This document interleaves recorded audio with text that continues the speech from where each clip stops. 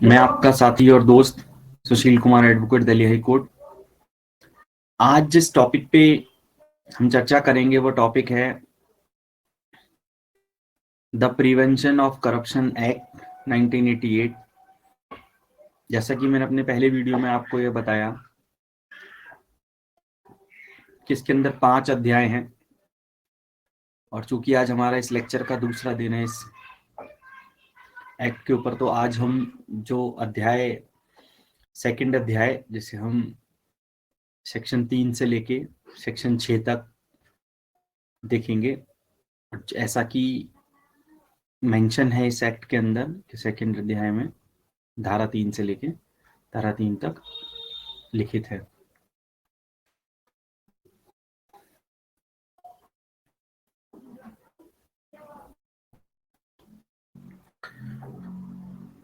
तो मैं अपने साथियों को ये बताना चाहूंगा कि जो धारा 2,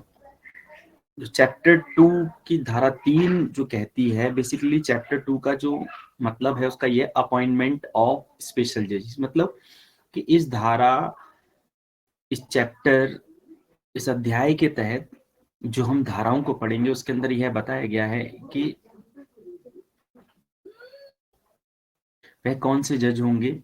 जिनको इसके अंदर अपॉइंट किया जाएगा, वो कौन से मुकदमों की सुनवाई करेंगे, उनका अपॉइंटमेंट कैसे होगा, और अपने अपॉइंटमेंट के दौरान वो क्या करेंगे, उनके पास क्या क्या शक्तियां होंगी, इन सभी के बारे में इस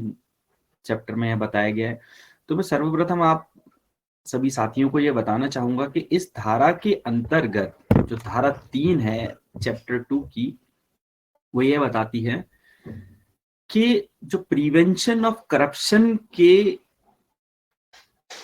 अध्याय के अंतर्गत, जो एक्ट के अंतर्गत जो मुलजिम पेश किए जाएंगे, जिन्हें अरेस्ट किया जाएगा या जिनके खिलाफ कानूनन कार्रवाई की जाएगी, उनकी सुनवाई करने के लिए जो जज अपॉइंट होंगे वो सेंटर गवर्नमेंट या स्टेट गवर्नमेंट, दोनों ही सरकार उनका अपॉइंटमेंट कर सकती है, उनकी नियुक्ति कर सकती हैं। उनकी जो रैंक होगी, जो उनकी उपाधि होगी या फिर जो उनकी योग्यता होगी, वो एक डिस्ट्रिक्ट जज, एडिशनल डिस्ट्रिक्ट जज या फिर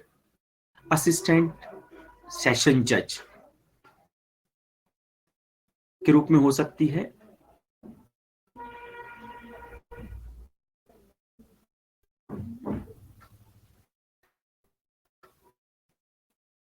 अब मैं आपको बता दूं कि इस एक्ट के अंतर्गत जो मैं पढ़ना चाहूंगा, हमारे सेक्शन 3 के अंदर मेंशन है कि कॉन्स्पिरेसी टू कमिट, मतलब कि यदि हम कोई षड्यंत्र करते हैं, इस एक्ट के अंतर्गत जो धाराएं हैं जिनके अंदर पनिशमेंट लिखी है या ऑफेंस मेंशन है या जिसकी डिस्क्रिप्शन है या फिर जो जिस ऑफेंस की परिभाषा, जिस दोष की परिभाषा लिखी हुई है, कानून के उल्लंघन की परिभाषा लिखी हुई है, वह यदि हम कॉन्स्पिरेसी मतलब षड्यंत्र करते हैं उसे कमिट करने का, तो भी इसके अंदर मुकदमा चलाया जा सकता है। यदि हम अटेम्प्ट करते हैं, मतलब कोशिश करते हैं वो काम करने की, लेकिन ऐसा नहीं हो पाता, तो उसे हम अटेम्प्ट की गिनती में मानते हैं। जैसे अगर हम इसे सिंपल भाषा में कहूं कि यदि एक व्यक्ति किसी व्यक्ति की जेब में पैसे चुराने की नियत से एक हाथ डालता है, और जब वो उसकी जेब में हाथ डालता है तो देखता है कि उसके अंदर पैसे नहीं है, और वो हाथ छीन बाहर निकाल लेता है, तो इससे यह साबित होता है कि उसने जब हाथ डाला तो उसकी नीयत जो थी वो चोरी करने की थी। उसे पैसे नहीं मिले इसलिए वो चोरी नहीं कर पाए, लेकिन उसने अटेम्प्ट पूरा किया, तो उसको चोरी के अटेम्प्ट में सजा दी जाएगी। वही यहाँ पर है कि यदि कोई व्यक्ति किसी को घूस देने की कोशिश करता है या घूस लेने की कोशिश करता है, तो उसको इस धारा के अंतर्गत दोषी बनाया जा सकता है। इस धारा के अंतर्गत उस पर मुकदमा चलाया जा सकता है, जो कि स्पेशल जज साहब देखेंगे।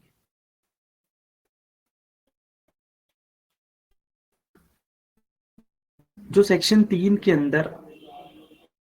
मेंशन जो ऑफेंसेस हैं, उनकी सुनवाई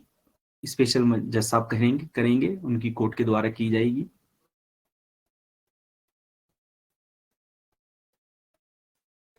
जो कि धारा 3 में अपॉइंट होंगे। यदि किसी व्यक्ति के ऊपर इस धारा के साथ, इस एक्ट की धारा के साथ साथ कोई और किसी और कानून की धारा में भी मुकदमा दर्ज होता है या फिर उसको उसमें अरेस्ट किया जाता है, उसके बारे में या उसके ऊपर जो मुकदमा चलाया जाएगा, जो ट्रायल किया जाएगा, वह स्पेशल जज साहब के साथ किया जाएगा, उनकी कोर्ट में किया जाएगा, उनके पास किया जाएगा, और वह सभी धाराओं के ऊपर एक साथ सुनवाई करेंगे। ऐसा नहीं है कि स्पेशल जज साहब सिर्फ उन धाराओं में उसको सजा सुनाएंगे या फिर सुनवाई करेंगे उसके खिलाफ मुकदमे की जो कि इस एक्ट में मेंशन है, वो उन सभी धाराओं पर भी सुनवाई करेंगे। मैं अपने साथियों को एक बार यह और बताना चाहूंगा कि इस एक्ट के अंदर, प्रिवेंशन ऑफ करप्शन के एक्ट के अंदर स्पेसिफिकली यह मेंशन है कि चाहे वो रोज के रोज हर प्रतिदिन मुकदमे की सुनवाई की जाए, परंतु यह इसके अंदर मेंशन है कि जो सुनवाई है वो 2 साल के अंदर खत्म होनी चाहिए। यदि सुनवाई 2 साल के अंदर मुकदमे की खत्म नहीं होती है तो माननीय जज साहब, जो स्पेशल जज साहब है, उनको लिखित में यह मेंशन करना होगा कि क्यों इसकी सुनवाई 2 साल के अंदर खत्म नहीं हुई और क्या वजह है जो इसको आगे चलाना अत्यंत आवश्यक है।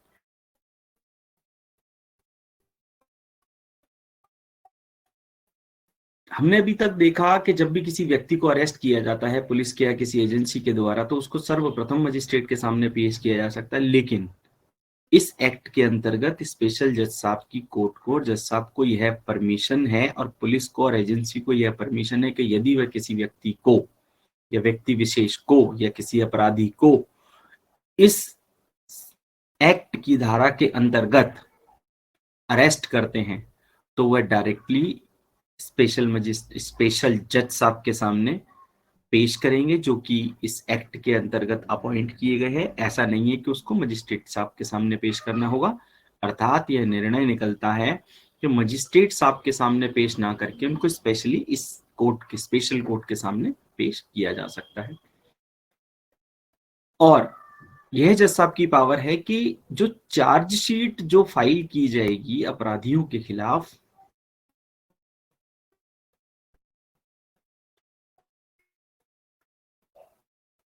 वह स्पेशल कोर्ट के सामने ही फाइल की जाएगी। उसके लिए ये आवश्यक नहीं है कि वो चार्जशीट मजिस्ट्रेट सामने के सामने पेश की जाए और वो सीआरपीसी की 207 को, सेक्शन 207 की कंप्लायंस कराएं और फिर उसको कमिट करें। नहीं, इसकी कोई आवश्यकता नहीं है।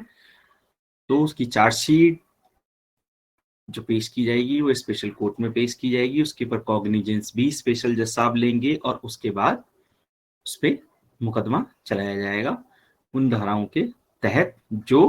हमारी ट्रायल कोर्ट या स्पेशल जज साहब जब उस पर चार्ज फ्रेम करेंगे जो उसके अंदर लिखेंगे। इसी के साथ मैं आप अपने सभी साथियों से अब आज्ञा लेना चाहूंगा, क्योंकि इस चैप्टर में इसके अलावा कुछ ज्यादा ऐसा नहीं है। और यदि किसी मेरे साथी का कोई प्रश्न हो तो मैं उनके प्रश्न का उत्तर देने के लिए यहाँ विराजमान हूँ। आप अपना प्रश्न एक एक करके मुझसे पूछ सकते हैं।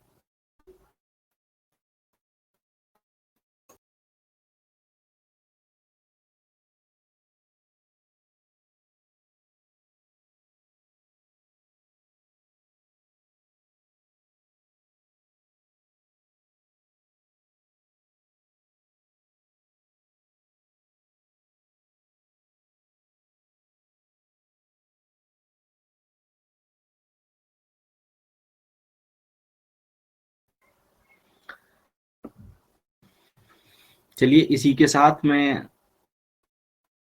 अपनी वाणी को विराम देते हुए आप सभी साथियों से आज्ञा चाहूंगा और धन्यवाद करना चाहूंगा आप सभी साथियों का कि आप सभी इस वेबिनार का पार्ट बने और इसको कामयाब करने में आपके सहयोग के लिए आपका सादर धन्यवाद। नमस्कार, शुभ रात्रि।